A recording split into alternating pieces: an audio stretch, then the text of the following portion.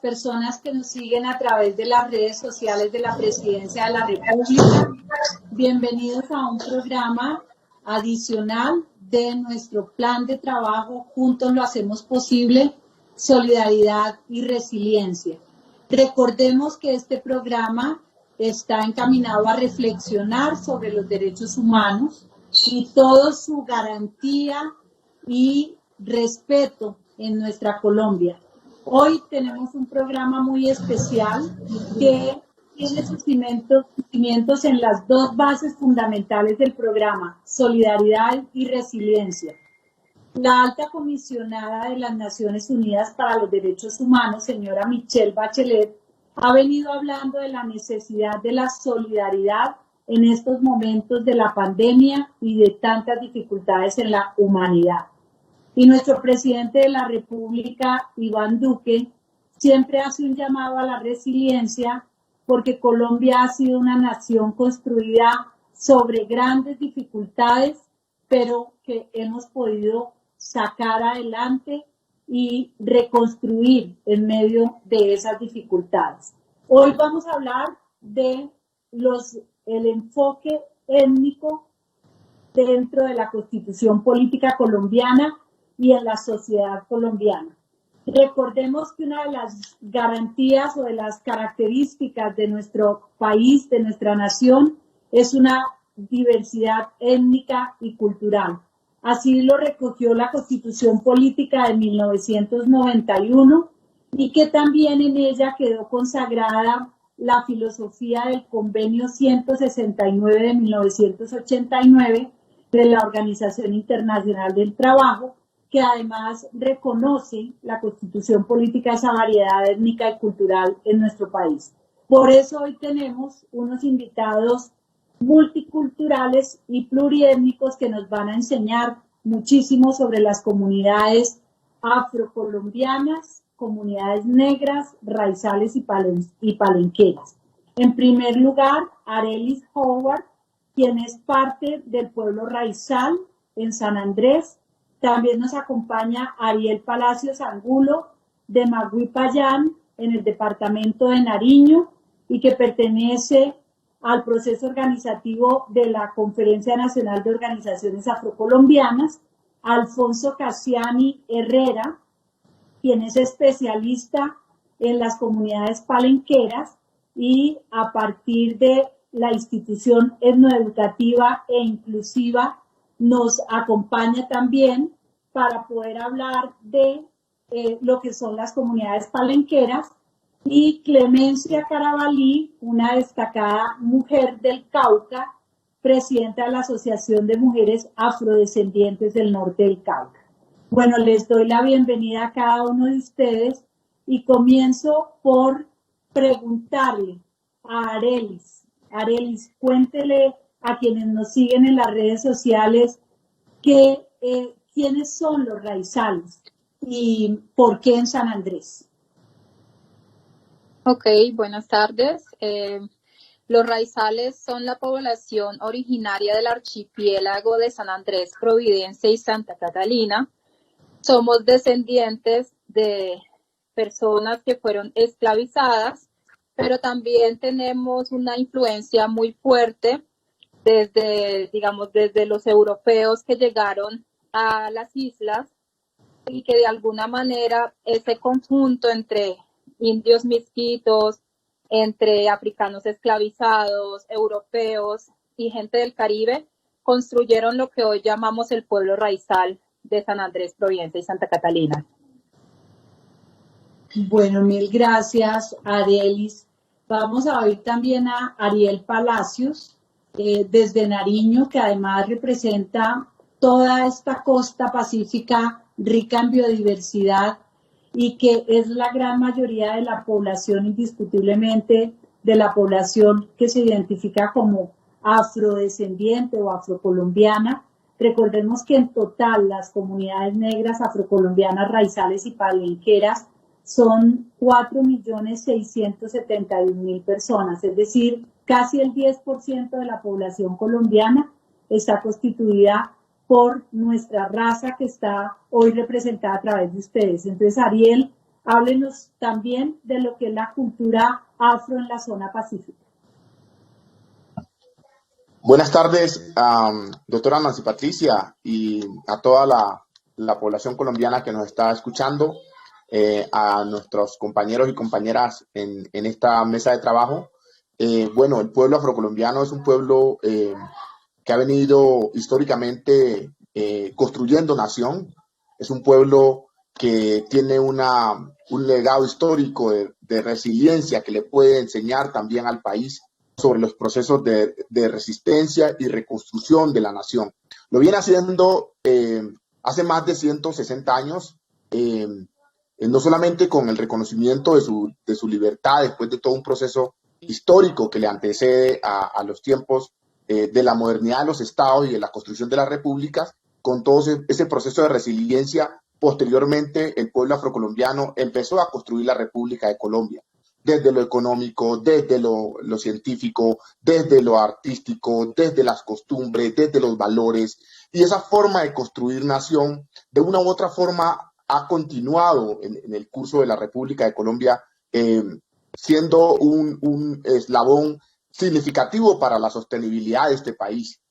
Hoy los territorios afrodescendientes aportan gran parte de la economía del país, y sus culturas, sus procesos siguen siendo forma como las comunidades resisten en los territorios a los distintos problemas que tenemos en el país, como por ejemplo el conflicto armado que le ha tocado de manera tan profunda al pueblo afrocolombiano. Somos el 25% de la población con cálculos de las organizaciones afrodescendientes, y hemos venido en un diálogo con el Departamento Nacional de Estadística, con el DANE, para avanzar en materia estadística. La Corte Constitucional también ha señalado la importancia de que se concreten los datos estadísticos para la comunidad afrocolombiana. Sin duda alguna hay dificultades, pero también podemos valorar los avances que ha tenido el gobierno nacional a través del Departamento Nacional de Estadística para avanzar en materia de determinación sociodemográfica, como también los otros elementos que hoy se siguen avanzando,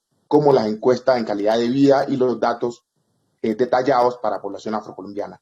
Nosotros seguimos insistiendo en la necesidad de que este país avance hacia la modernidad y que no deje a los sectores históricamente en desventaja a un lado, sino que se construya la patria colombiana con esa característica de lo que somos, ese artículo primero de la Constitución Política de 1991. La perspectiva pluralista de la República de Colombia. Hay que centrarnos en eso, y es importante por eso compartir con ustedes hoy, doctora Nancy Patricia. Gracias, Ariel, muy interesante su reflexión. Y continuando con la costa pacífica, también tenemos a Clemencia Carabalí, mujer que ganó el Premio de Defensa de los Derechos Humanos. El Cauca es un departamento que normalmente se reconoce por los pueblos indígenas que allí están asentados, pero tiene una comunidad negra fuerte. Y explíquenos, Clemencia, esa visión suya, porque le confieso que cuando tuve que tener interlocución con ustedes, a mí me costaba mucho trabajo hablar de la población negra. Me parecía que era mejor hablar de la población afro. Y fue allá en el Cauca donde me dijeron, no, es que nosotros nos denominamos población negra. Entonces, compártale a quienes nos siguen en las redes sociales por qué ustedes tienen esa diferenciación, Clemencia. Bueno, se me perdió por un momento la comunicación, pero espero entender la pregunta.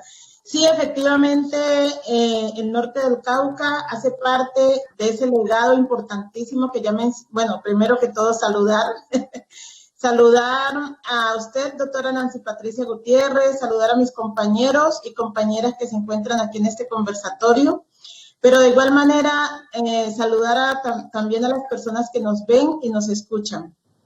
Efectivamente, soy del norte del Cauca, hago parte de esta rica e importante región del país que tanto le ha aportado a la construcción de la nación colombiana.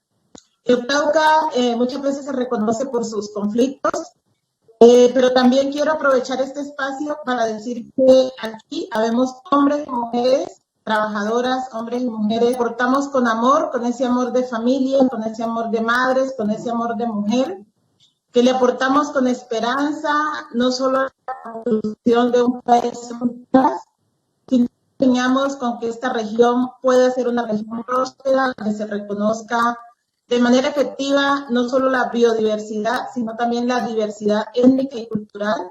Y de esta manera, por supuesto, el gran aporte que hacemos como población étnica, que hemos a esta región traído en calidad de esclavos, nuestros antepasados, pero que eso nos dio la fortaleza y nos dejó un legado importantísimo en lo cultural y en todas las otras áreas para contribuir a la construcción de la Colombia de hoy. Gracias, Clemencia. Bueno, de la costa pacífica nos vamos al Caribe y por eso tenemos presente hoy aquí a Alfonso Casiani, quien además es el rector de la institución educativa e inclusiva Antonia Santos, que funciona en Cartagena, y que le pido que nos cuente, Alfonso, de dónde sale la denominación de la comunidad palenquera. La comunidad palenquera, tengan todos y todas a nombre de la comunidad palenquera el más grato saludo. Itari Mari Jarocho y conversar con tu maende que está aquí. Pa Chitia, así Nachito, mi pueblo mío. Pa tu maende está conocer. Estoy muy emocionado, muy alegre de estar aquí en nombre de mi comunidad. Precisamente esa es la lengua palenquera, nuestra lengua, que desde hace ya más de 25 años venimos en un proceso de fortalecimiento, que es un proceso de resistencia por seguir siendo palenquero, por seguir siendo comunidad, porque la resistencia es precisamente el origen de nuestro ser. Nuestra comunidad anclada en los Montes de María, el núcleo principal, a 60 kilómetros de la ciudad de Cartagena, es protagonista y así históricamente de la diáspora, que nos ha llevado a incursionar en ciudades como Cartagena, Barranquilla, el Cesar, la zona bananera, incluso hasta Caracas, llevando con nosotros siempre ese legado que heredamos de los hombres y mujeres cimarronas, y cuya principal característica es que nuestros ancestros jamás aceptaron la condición de esclavizado. Es decir, en otros términos traídos a nuestro lenguaje de hoy, siempre estuvieron conscientes y la claridad suficiente para ejercer la exigencia de sus derechos como hombres, como mujeres, para constituirse en comunidad. Producto de esta rebeldía se generaron los poblados libres denominados palenque para nuestro caso. Los hubo por todo el continente, RUM para los países de habla inglesa, de tal manera que irradiaron hordas de libertad en los diferentes países, bajo el apelativo de Mocambo, Mambives, Ladeira. Los encontramos en los diferentes países latinoamericanos. Hoy somos desde 2005 espacio del patrimonio oral e inmaterial de la humanidad, y nos hemos empeñado para conservar ese legado y conservarlo en medio de un proceso en el que aportamos a la construcción de lo que hoy somos las comunidades negras, afrodescendientes, afrocolombianas, raizales y palenqueras. Mil gracias. Ariel, mil gracias, Ariel, por su intervención. Bueno, también vale la pena que en medio de este país pluriétnico, multicultural, hablemos de los procesos organizativos, porque Colombia es un Estado social de derecho unitario con una descentralización política a nivel territorial, es decir, lo que conocemos como los departamentos, los municipios, pero las comunidades étnicas también tienen un proceso organizativo, específicamente consejos comunitarios, pero también quiero que cada uno de ustedes nos cuente la visión frente a esa forma de organización comunitaria y de gobierno comunitario que ustedes tienen. Entonces, comencemos nuevamente por Arelis, frente a esa identidad de San Andrés que también es maravillosa, esa combinación que se ha vivido en la isla de San Andrés y que obviamente nosotros en Colombia, los colombianos y colombianas decimos San Andrés es nuestra, y allá hay unos raizales que también manejan una identidad a través de gobierno. Entonces, cuéntenos, por favor, Arelis. El micrófono, Arelis, el micrófono. Como les mencioné anteriormente, pues sí, efectivamente el pueblo raizal es el pueblo indígena ancestral del archipiélago y como tal fuimos reconocidos como un pueblo indígena precisamente porque tenemos una cultura, unas instituciones, una sociedad y una lengua que es reconocida y protegida por el Estado, pero que también es bastante propia y bastante particular respecto al resto del territorio.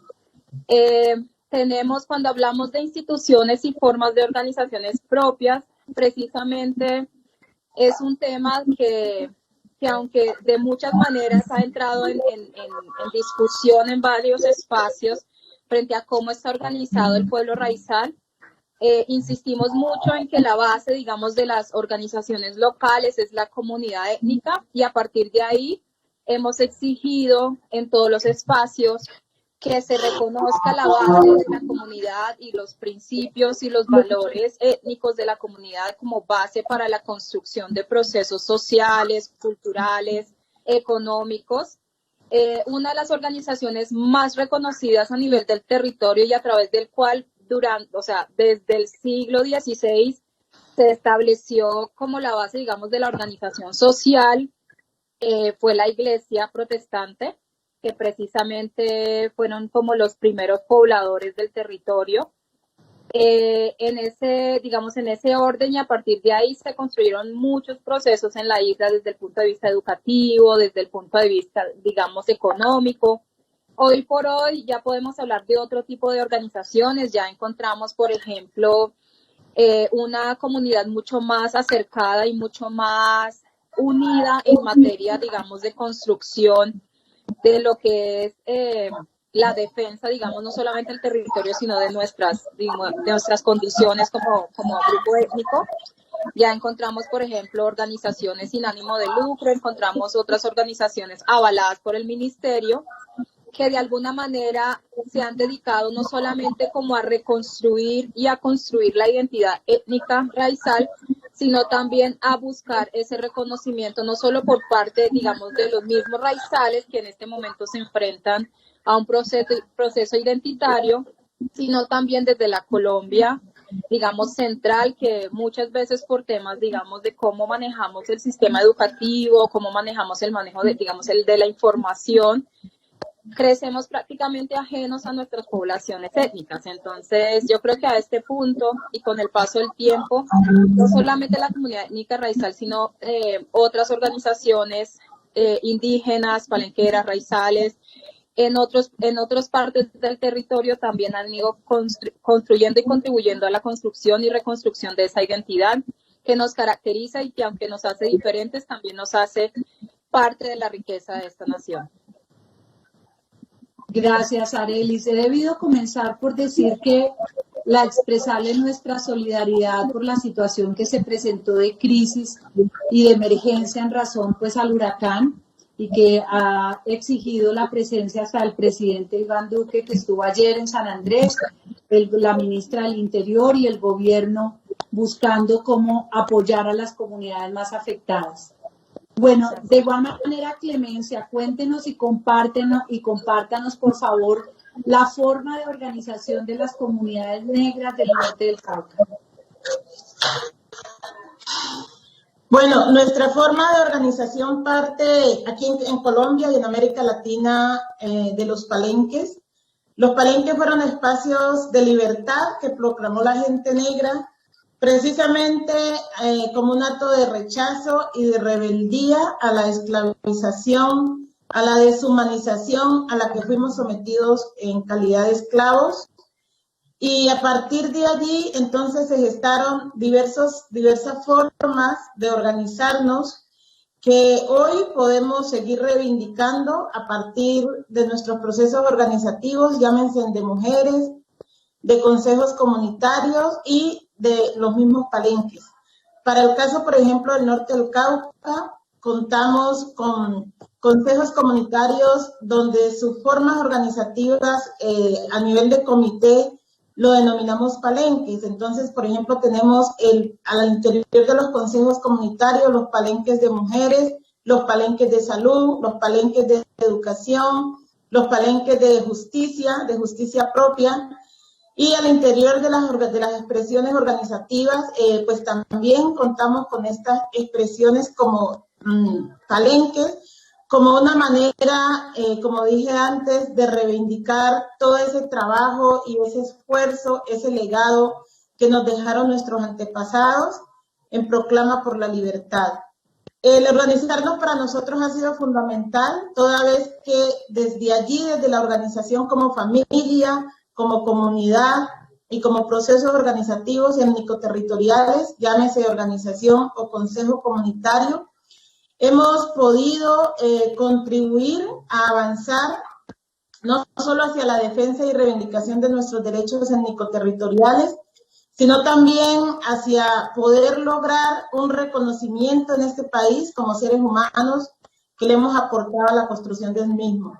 Poder lograr en un reconocimiento que se refleja hoy en una amplia legislación que hace parte del compendio de las leyes que regulan a este país, pero que lastimosamente su estado de implementación es muy bajo. Pero es importante resaltar cómo desde estas expresiones organizativas, desde estas estrategias o herramientas, es que hemos logrado poder ser comunidades negras en este país, poder ser y poder hacer. Gracias, Clemencia. Ahora vamos nuevamente con Ariel Palacios, desde Nariño. En Nariño, la actividad de los consejos comunitarios es bastante activa, muy fuerte, muy ligado además a toda la defensa de la biodiversidad, en la cual pues sobresale precisamente la costa pacífica, y vale la pena que nos cuente esa visión de organizaciones y de gobierno y de organización cultural que tienen las comunidades afro en la costa pacífica. Efectivamente, el aterrizaje, digamos, constitucional que da la oportunidad, la Constitución del 91, permitió a la comunidad afrodescendiente y la comunidad negra, digamos, a este pueblo que ha tenido una historia bastante particular en la historia de la construcción de la República, reconstruirse sin reparación incluso, porque no se habló de los daños del pasado que aún siguen vigentes en el presente, sino que las comunidades afrodescendientes en las cuales nosotros crecimos, en Maguipayán, Barbacoas, Tumaco, Mosquera, El Charco, todos estos pueblos se empezaron a reconstruir solos. Y esa reconstrucción, cuando decimos solo, fue no en que las acciones vinieran,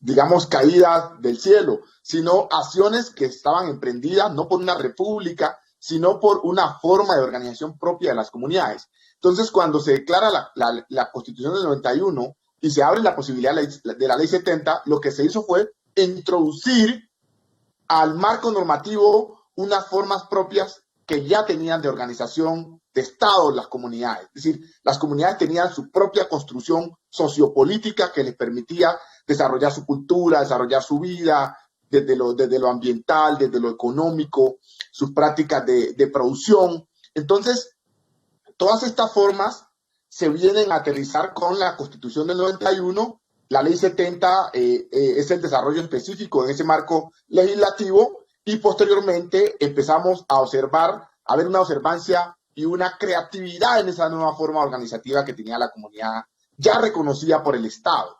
Así, hoy, por ejemplo, el Estado colombiano ha suscrito acuerdos internacionales, como por ejemplo el del Decenio Internacional de los Afrodescendientes, que lo que está indicando es, además del reconocimiento, los pueblos merecen justicia. Entonces el Estado colombiano se compromete a esa perspectiva.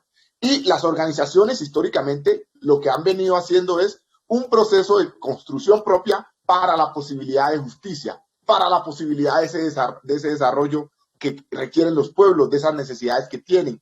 La apuesta por la construcción política propia de la comunidad, junto al baile, junto a la marimba, junto al canto, junto a la vida, junto a la cocina, junto a la producción económica, junto a la perspectiva de incursión global en los mercados. Toda esta riqueza cultural, económica, ambiental de los pueblos tiene la posibilidad no solamente de llevar un bienestar para los pueblos afrodescendientes, sino implosionar para que la República de Colombia sea una potencia. En ese sentido, también vale la pena preguntarnos por las dificultades que tienen las comunidades hoy en medio del fuego cruzado, que cada vez se recrudece en el Nariño colombiano. Para nosotros es muy complejo poder seguir reconstruyendo ese tejido en medio del reavivamiento de la llama del conflicto, y por eso nosotros también hemos venido señalando la necesidad de poder avanzar, de poder hermanarse entre las comunidades, el gobierno central, los pueblos, para buscar un camino que permita la posibilidad de vida en los territorios. No solamente es una apuesta de expresión territorial para darle el brillo al país, sino también para que la gente tenga posibilidad de vida a nivel territorial.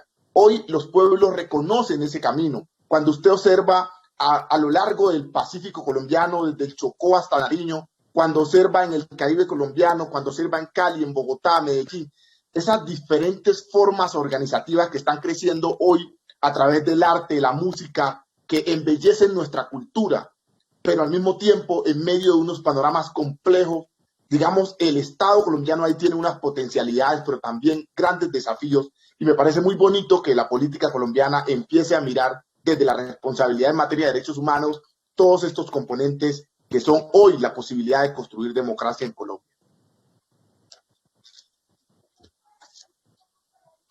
Gracias, Ariel. Gracias por esa reflexión así casi que toda englobada dentro de los temas que tenemos y se nos viene adelantando en diferentes ópticas que vamos a tratar. Bueno, se volvió a conectar Alfonso. Discúlpeme, Alfonso, que ahora cerré confundiéndolo con Ariel, pero estamos pendientes de oír su criterio sobre la forma de organización de las comunidades palenqueras del Caribe. Pues las comunidades palenqueras, nuestras comunidades, como lo señalé hace un instante, hemos venido construyendo una forma organizativa que, si quisiera determinarla con base al perfil que estamos trabajando, es en defensa de la vida. La comunidad palenquera se ha caracterizado históricamente por ser una comunidad de paz. Nuestros ancestros desde África hasta hoy se han organizado en torno a la necesidad de construirse a sí mismos para seguir viviendo. En ese momento crearon el cuadro. El cuadro es la figura, la unidad de la comunidad, de la sociedad palenquera, integrado por hombres y mujeres desde pequeños que nacemos hasta que estamos mayores, hasta nuestra muerte, incluso más allá. De tal forma que este es el fundamento. Pero este fundamento, y cuando digo somos una comunidad de vida, porque en su conjunto, como ya lo señalaba, las comunidades negras y afrodescendientes comportamos nuestra identidad étnica, histórica y cultural en torno a la cual hemos generado y construido nuestras expresiones organizativas.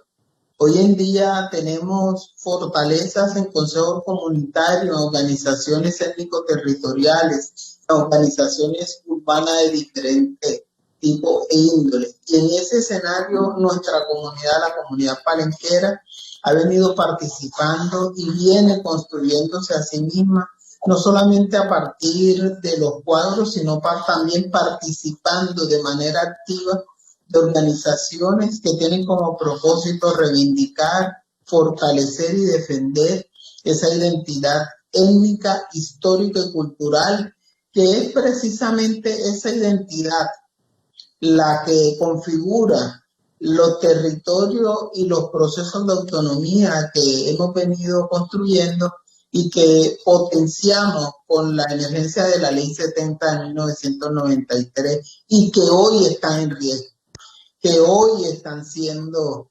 seriamente amenazados, porque hoy el desplazamiento y el desplazamiento sigue afectando nuestras formas organizativas, tanto en el Pacífico como en el Caribe. Hoy, una vez más, desde la comunidad palenquera, hacemos un llamado para que en efecto nuestras comunidades sean objeto de observación directa frente a las afectaciones y la agudización del conflicto armado, que incluso está minando la posibilidad de fortalecer nuestras organizaciones tradicionales. Gracias, Alfonso. Un tema puntual al cual ya vamos a volver, pero antes de ello, con Arelis, preguntarle cuáles son esas características fundamentales de la comunidad raizal en cuanto a sus saberes tradicionales y a la cosmovisión que defienden ustedes precisamente para que no se pierda identidad en medio de esta modernidad. Bueno, yo en este caso agruparía, digamos, esos términos en 5. Una de ellas sería el territorio y la territorialidad, que es un concepto que nos ha costado una pelea bastante fuerte en muchos espacios. Entender que el concepto de territorio no es solamente la tierra, sino también en casos como la nuestra, que son comunidades situadas en una isla, digamos el maritorio como tal, entender todo ese concepto de que el territorio no solamente lo cubre el área, digamos, terrestre, sino también el área marina. Otro tema fundamental para nuestra comunidad y que hace parte de nuestra lucha es el tema de la historia. Entender realmente no solamente la historia contada desde una sola perspectiva, sino contada desde todas las perspectivas. Y que no solamente sea contada, sino que también sea, digamos, asimilada y asumida por la comunidad, porque parte, digamos, del proceso de lucha es que las nuevas generaciones desconocen esa historia y que finalmente es la que construye la identidad étnica raizal. Otro tema fundamental en todo este proceso es la ancestralidad, entender de dónde venimos y a partir de ahí construir el camino hacia donde queremos ir como comunidad étnica. Entonces el tema de la ancestralidad es fundamental en todo este proceso. El tema de la lengua, ¿sí? El tema de la lengua y todo lo que tiene que ver con la tradición oral. Entender, no solamente, y cuando menciono estos temas, no solamente lo menciono desde afuera, digamos, desde las comunidades, digamos, centrales o los gobiernos centrales, sino también desde adentro para la comunidad, porque son muchos temas que la comunidad y sobre todo las nuevas generaciones no tienen acceso a este tipo de información, y es el tema de la lengua, o sea, cómo la lengua aporta a la identidad y a garantizar la transmisión de generación en generación de una cultura que es prácticamente oral. Entonces, cómo la lengua no solamente aporta a la identidad, sino cómo también compromete que esa identidad siga siendo transmitida generación a generación, cómo garantizamos que esa lucha continúe y que tenga identidad propia desde la lengua y desde la tradición oral. La participación, por ejemplo, de la mujer en el hogar, hacia el relevo generacional de lo que tiene que ver la lengua y todo lo que está amarrado a la lengua, nuestras historias y todo este tipo de cosas. Otro factor súper importante en este proceso es el conocimiento tradicional. Cómo a medida que el tiempo va pasando y las condiciones de vida van cambiando, cómo el conocimiento tradicional se va dejando a un lado y se va reemplazando, y cómo esto también apunta a, digamos, a comprometer la identidad de una etnia o de todas las etnias del país en este sentido, porque finalmente el conocimiento tradicional es lo que garantiza nuestra sobrevivencia en nuestros territorios, lo que garantiza de que podamos ser resilientes en todo este proceso, lo que garantiza, por ejemplo, la conservación del medio ambiente. Somos comunidades totalmente aferradas a lo que nos rodea. Nuestra cosmovisión está totalmente aferrada a lo que tenemos a nuestro alrededor. en nuestro caso, el mar, los recursos, ¿sí? De eso dependemos y con eso convivimos a diario. Entonces, en el punto en que el conocimiento tradicional es base para que la comunidad entienda, acepte y se manifieste dentro de ese conocimiento, y cómo a partir de ahí podemos avanzar no solamente en la construcción cultural, sino también en la construcción económica, y cómo la resiliencia a partir de ahí comienza a ser un proceso de apropiación y de autorreconocimiento hacia lo que somos como comunidades y cómo respondemos a estas situaciones que de alguna manera siempre han estado. En el caso cuando tú mencionabas, doctora, el tema de los huracanes siempre han estado y siempre han hecho parte de nuestra realidad, pero ¿hasta qué punto dejamos de ser resilientes? Y fue cuando dejamos a un lado nuestro conocimiento tradicional. La forma de construir, por ejemplo, tiene mucho que ver con nuestra capacidad de resiliencia a responder a condiciones climáticas adversas.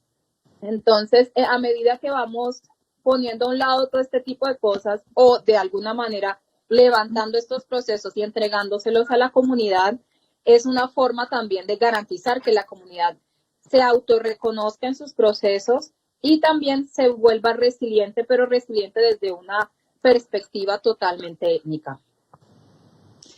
Gracias, Arelis. Mire, este programa de hoy, yo pues que soy del centro del país, me hace pensar en nuestra Colombia, que es absolutamente rica en todo sentido.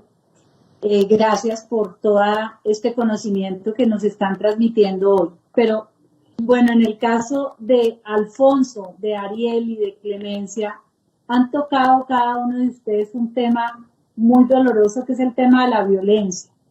Ustedes hablan de un conflicto y quienes hemos tenido la oportunidad de revisar la información de organismos de seguridad nacional, sabemos que hay un elemento disociador en la población y en el territorio.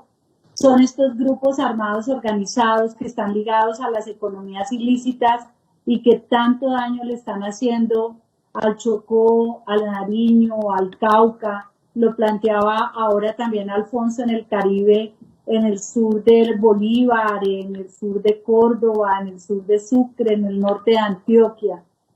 Yo quisiera saber de parte de ustedes también que pudieran contarnos esa vivencia personal frente a esa realidad de violencia que, entre otras, en la Consejería de Derechos Humanos y Asuntos Internacionales hemos identificado como la principal causa de atentados contra los derechos humanos de quienes están en el territorio. Clemencia.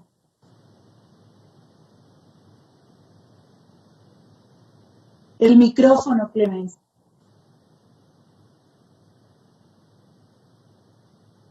Bueno, decía que considero que efectivamente la situación en nuestros territorios y principalmente frente a la violación de los derechos humanos sigue siendo muy crítica, y que el tema de la presencia de grupos armados en nuestros territorios que vienen, por supuesto, cometiendo todo este tema de violaciones y de afectaciones a la vida, al trabajo organizativo y en general a los derechos étnico-territoriales, pero también la presencia o el crecimiento, por ejemplo, de los cultivos de uso ilícito, son consecuencia.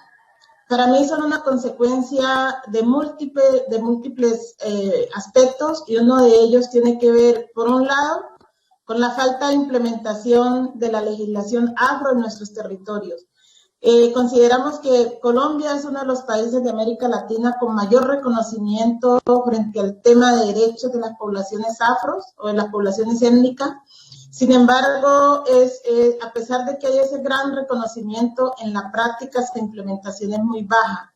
Contamos, por ejemplo, aún después de más de 26 años de la firma de la Ley 70, con muchos de sus capítulos sin reglamentar. En esa misma línea encontramos el Auto 005 sin implementar, y pudiéramos mencionar muchísimas otras normas que hemos conquistado como población en este país, pero que su implementación es muy baja. Eso, sin duda alguna, pues nos deja sin protección real a nuestro ejercicio en los territorios como comunidades étnicas, pero también una situación que ha promovido y, por supuesto, desencadenado toda esta nueva ola de violencia que se está desarrollando en nuestros territorios tiene que ver con la falta de implementación integral del acuerdo de paz. Nosotros esperamos, soñamos en el momento de la firma del acuerdo con que este fuera la oportunidad para que como país y especialmente como regiones supremamente afectadas por este terrible flagelo de la guerra, de la violencia, con este acuerdo pudiéramos superar esa página. Pero lamentablemente hoy vemos que persisten muchos de los intereses que originan el tema de la confrontación, el tema de la guerra, este estado de tener que estarnos atacando los unos contra los otros y, por supuesto, donde llevamos la peor parte, nosotras las comunidades que estamos ubicadas en territorios ricos, en territorios prósperos, y de manera particular llevamos también una gran parte las mujeres y, por supuesto, las mujeres afrodescendientes. De allí que, por ejemplo, desde la Asociación de Mujeres Afrodescendientes del Norte del Cauca, pero también desde el Proceso Nacional de Comunidades Negras, desde el Consejo Nacional de Paz Afrocolombiano, desde el COMPA, y muchas otras expresiones organizativas, de las cuales incluso hoy me acompañan aquí, hacen parte pues, de este espacio mis compañeros. Le seguimos apostando a la construcción de la paz, le seguimos apostando a que nuestros territorios sean territorios como nosotros lo hemos concebido y como lo sabemos hacer, territorios que le aportan a la construcción, territorios constructores de paz.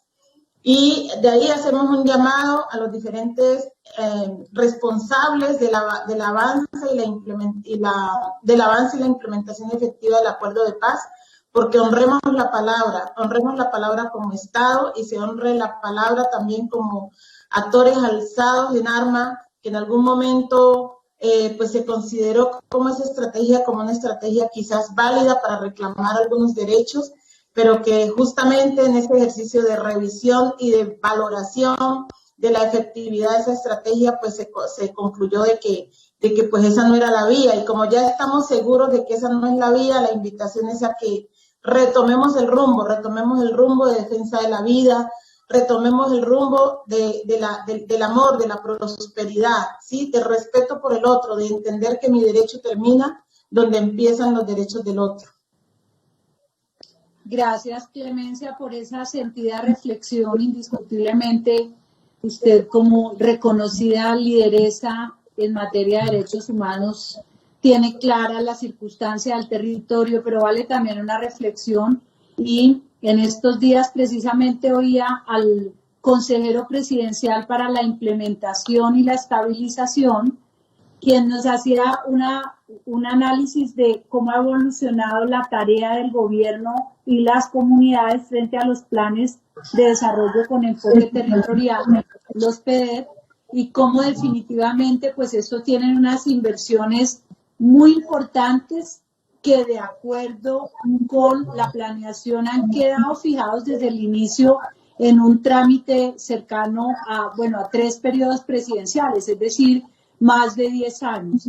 Y vamos caminando, yo creo, definitivamente en la línea de construcción de unos territorios en donde por encima de cualquier circunstancia haya inversión social y eso genera garantías para la protección de los derechos humanos.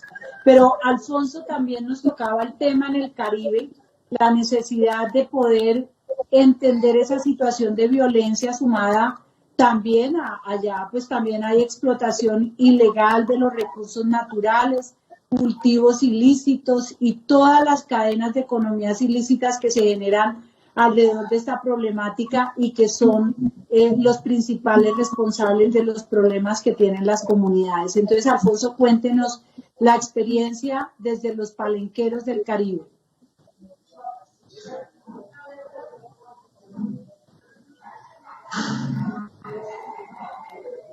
El micrófono, Alfonso. Uno de los aspectos que habría que enfatizar tiene que ver con la pérdida paulatina de las prácticas tradicionales asociada al cerco de la agroindustria y de los macroproyectos. En el Caribe es muy sabido cómo los megaproyectos turísticos han venido cercando a nuestra población en la misma medida en que La Palma ha venido cercando nuestros campos, nuestro terreno, de tal manera que se genera una ruptura en la práctica tradicional, se afecta a la seguridad y autonomía alimentaria, a tal punto que ya son muchas las familias, muchos los jóvenes que han abandonado la práctica tradicional, los cultivos, y cuando no haya palma terminan siendo mano de obra fácil, incluso para los cultivos de usos ilícitos. Nuestra práctica de nación está asociada al territorio, a la identidad y la autonomía. Ha venido en efecto generando espacios a partir de las dinámicas organizativas propias de nuestras comunidades, precisamente para defender eso, precisamente para defender esas prácticas. Sin embargo, los datos y las cifras son realmente terribles. Son más de 16.000 mujeres afrodescendientes, afrocolombianas, palenqueras y raizales que han sido víctimas de conflicto armado, que han sido abusadas de una u otra forma en medio del conflicto armado. Para el caso del Caribe, por ejemplo, desde que inició el conflicto, hace ya 6 décadas o más, han sido más de 50.000 los jóvenes en el Caribe han sido desaparecidos. Estas son solo algunas cifras para no olvidar que tenemos unos escenarios que defender y unos escenarios que defender desde elementos muy concretos. En esa perspectiva, nosotros como comunidad palenquera, al igual que el conjunto de nuestras comunidades afrodescendientes, insistimos en la necesidad de pensarnos la reparación histórica. Una reparación histórica que obviamente debe ir acompañada de una verdad histórica de lo que pasó, de las cosas que sucedieron, de los orígenes, y no como un elemento de venganza o de vivir con un retrovisor. No es para curar, es para sanar, para evitar el olvido, para alimentar nuestra memoria. En esa medida, nuestra comunidad y la comunidad palenquera viene haciendo ingentes esfuerzos por seguir construyéndose a sí misma en la misma lógica que nos enseñaron nuestros ancestros. De manera muy puntual, para efectos de claridad, cuando hablamos de identidad étnica, hacemos referencia fundamentalmente a tener claro en nuestra memoria nuestros orígenes ancestrales anclados en la costa de África Occidental. Cuando hablamos de la identidad histórica, hablamos fundamentalmente de todo ese trayecto que nos une, nos liga a todos nuestros ancestros. Fueron traídos de ese lugar de África, fueron sometidos a 3 escenarios específicos: a la minería, a la agricultura o el servicio doméstico. Y todos apelamos a la resistencia como mecanismo para sobrevivir, hasta que algunos, a través del cimarronismo, a través de las leyes de manutención, hicieron posible esa libertad que nos convirtió en ciudadanos de 4ª y 5ª categoría. La ley 70 dio un salto para ser reconocido plenamente como ciudadano, y hoy la reglamentación de los capítulos 4º, 5º y 6º de la ley 70 sería una muy buena señal en el camino de seguir construyendo comunidades, seguir fortaleciendo esa nuestra identidad en un escenario en que logremos la presencia de nuestro territorio y nuestra autonomía. Bueno, Alfonso, déjame dejar a Ariel para el final en esta reflexión de los temas de violencia, entre otras, Ariel, porque hay un programa presidencial que se llama Zonas Futuro y que tiene una combinación entre la necesidad de tener una presencia institucional con inversión social, con también la presencia de la fuerza pública para garantizar la seguridad. Una de esas zonas futuro es el Pacífico Nariñense, y la coordinación de acciones está en cabeza de la Consejería Presidencial para los Derechos Humanos, razón por la cual he tenido que ir ya en 4 oportunidades al Pacífico Nariñense y conocer mucho más de cerca la realidad de esa riqueza de biodiversidad que tiene el Pacífico Nariñense, pero esa mezcla de violencia en donde lamentablemente también, yo les ruego si cierran los micrófonos, gracias. Con esa mezcla, Ariel, que hay de muchos sectores que se dejan enrolar en estas actividades ilícitas y que finalmente dificultan mucho más la presencia institucional y la llegada de inversión para efectos de mejorar las condiciones de vida de la población que está en aquellos territorios inhóspitos precisamente por las condiciones ambientales.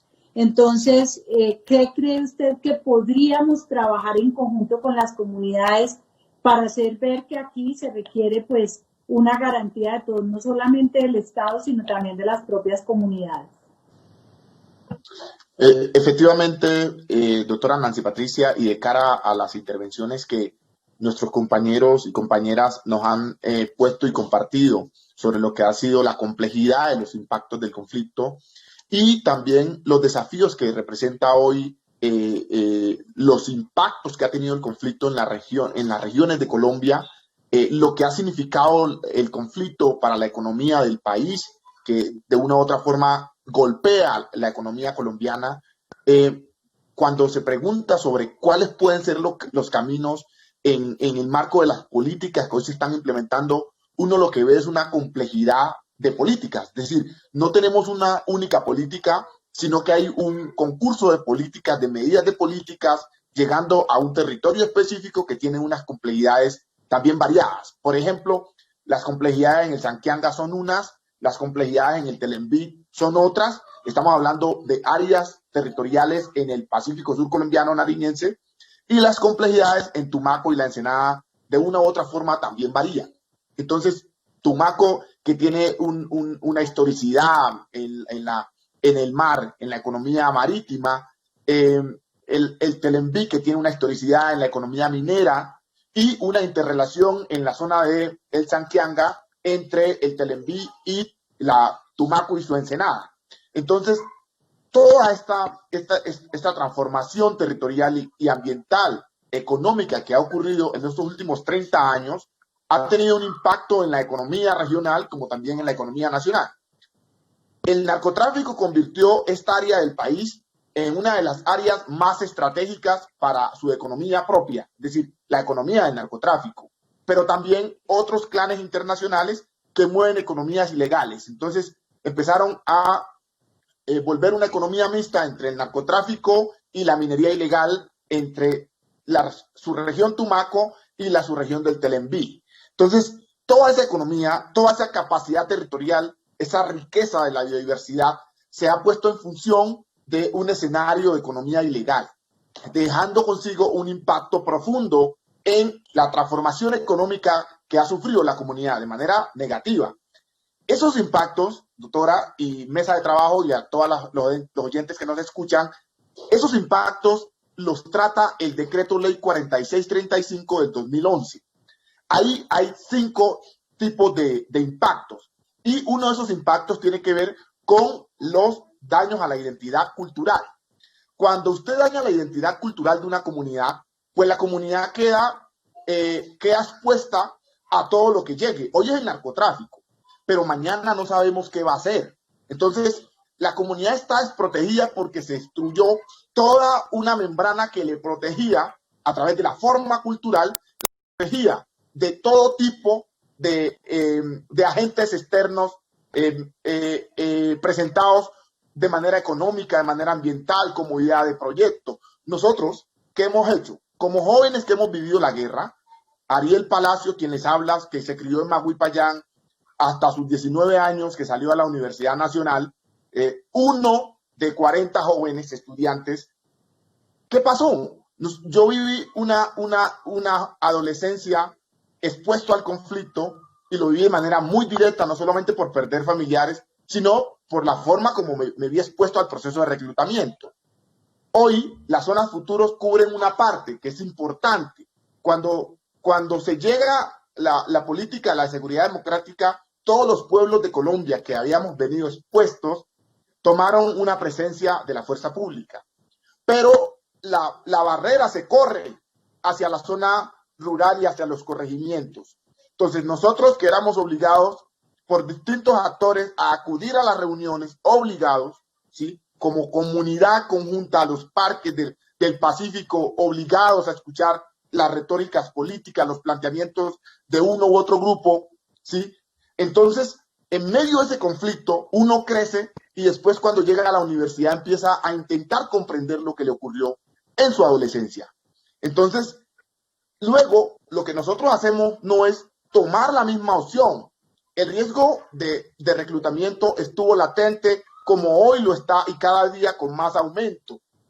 Pero nosotros también tejimos en medio de esa complejidad una sábana que nos permitió protegernos.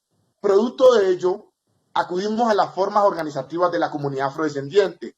Por ejemplo, parece poco importante, pero nosotros, por ejemplo, producto de ello, llegamos a la Universidad Nacional y luego logramos, vía protestas y movilizaciones, que la Universidad Nacional abriera una sede en el Pacífico colombiano. Esa sede, doctora Nancy Patricia, está en Tumaco hoy, pero fue producto del gas, producto de la pedrera, producto de la protesta, para poder alcanzar esa posibilidad de llevar una universidad que hoy ya supera los 2.000 estudiantes en Tumaco, Nariño.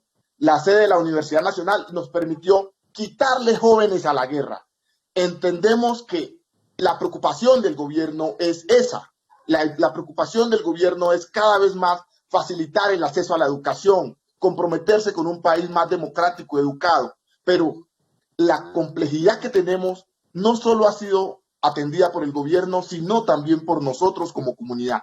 Hemos no dedicado nuestras vidas a hacer negocios personales, a hacer iniciativas personales, porque nosotros también soñamos con tener empresas, con tener grandes iniciativas de competitividad global, pero no podemos lograrlo mientras estamos en medio del fuego cruzado.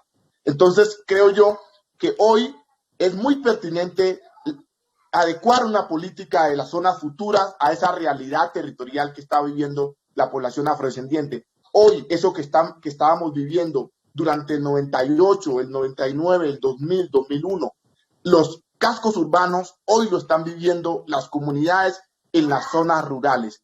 Y hay que reconocer que el Estado no tiene las posibilidades de tener una presencia en todas las áreas rurales del país. Por lo tanto, las comunidades se las tienen que jugar para ver cómo sobreviven en medio del conflicto. En lo que llevamos del año, alcanzamos, creo yo, más de 20.000 desplazamientos. En enero, en Tumaco, se registraron casi 4.500 desplazamientos y la situación no ha parado.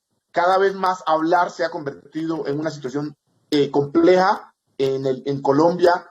Pocos los líderes se están acallando. En Comunidad Negra, por ejemplo, todo ese trabajo que se hizo en los 90, principios de la década del 2000, doctora Nancy Patricia, hoy ya es difícil hacerlo, porque las comunidades han ido entendiendo que cada vez más se le va corriendo la barrera al proceso organizativo para poder interlocutar con todos los actores a nivel territorial. Es decir, cada vez la dinámica de la defensa de los derechos humanos es cada vez más peligrosa y para las comunidades afrodescendientes sí que lo es.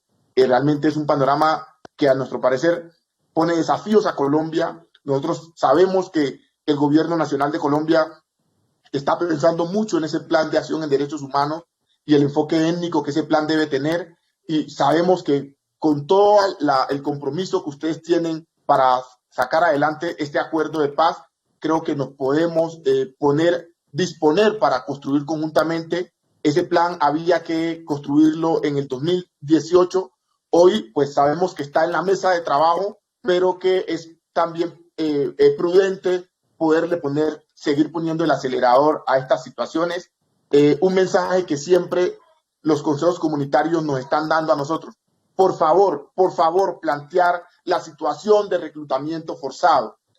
Por eso para nosotros es trascendental que las fuerzas del Estado, el Ejército de Colombia, elimine el proceso de reclutamiento forzoso, de inserción forzosa de los jóvenes, porque necesitamos que la fuerza pública se desmarque de ese tipo de prácticas, porque sabemos que actores armados están haciendo reclutamiento de manera muy sofisticada.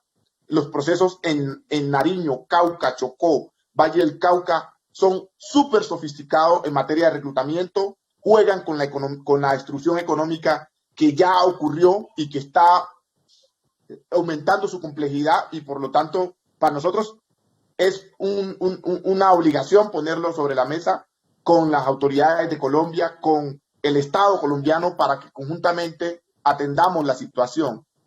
Muchas gracias. Gracias, Ariel. Bueno, justamente uno de los programas bandera de la Consejería Presidencial de los Derechos Humanos, que además viene marcada su liderazgo desde el despacho del presidente Iván Duque y de su esposa, la primera dama de la nación, tiene que ver con la prevención de reclutamiento, uso, utilización y abuso sexual de niñas, niños y adolescentes, razón por la cual Ariel invitó a la Conferencia Nacional de Organizaciones Afrocolombianas en la que usted participa, para que nos sentemos a revisar estos programas. Como hemos llegado al fin, ha sido un programa súper interesante, la visión de las comunidades negras, afrocolombianas, raizales y palenqueras frente a la complejidad de nuestra nación. Nos quedó sin analizar todas las circunstancias de la pandemia, pero denme ustedes la posibilidad de señalarle a dedo a Arelis, que nos habló de la resiliencia que tienen los raizales en San Andrés, derivado de que son capaces de soportar los huracanes. Un mensaje de resiliencia para cerrar el programa, Arelis, por favor. Bueno, una de las cosas que me parecen clave en todo este proceso, no solamente de la comunidad raizal, sino también de todas las comunidades étnicas que conforman el territorio nacional, y es que nuestras comunidades tienen dentro de su cosmovisión y su conocimiento formas de vida asociadas a las condiciones, digamos, climáticas, tanto las que estamos viviendo actualmente como las que se vivieron en años pasados. Todas nuestras construcciones, nuestro modo de vida, la forma en que desarrollamos nuestras actividades económicas, nuestra composición, digamos, cultural, familiar, todo eso nos hace capaces y en gran medida resilientes a todo este proceso. Un ejemplo claro para el archipiélago son las formas tradicionales de construcción. La construcción era basada en las condiciones climáticas que son muy comunes en estas zonas del Caribe. Por ejemplo, la forma de los techos, la ubicación de las ventanas, la misma ubicación de la casa sobre el territorio. La importancia, digamos, del conocimiento también de los pescadores frente a los cambios climáticos y cómo estos de alguna manera afectan las condiciones de vida, la pesca, la agricultura. O sea, son muchas actividades y muchos conocimientos que tienen nuestras comunidades que de alguna manera nos hicieron resilientes durante mucho tiempo, y actualmente abandonamos esas formas de vida por adaptarnos a condiciones muy diferentes y muy ajenas a nuestros territorios. Entonces, es muy importante que podamos volver a este tipo de conocimientos, no solamente volver, sino fortalecerlos, darles un sentido desde el punto de vista educativo, económico. O sea, ¿cómo podemos llevar a nuestras comunidades a que el conocimiento tradicional tenga un valor desde las escuelas de artes y oficios, desde las mismas universidades? Hoy en día hablamos de construcciones bioclimáticas, nuestros ancestros hablaban de construcciones tradicionales.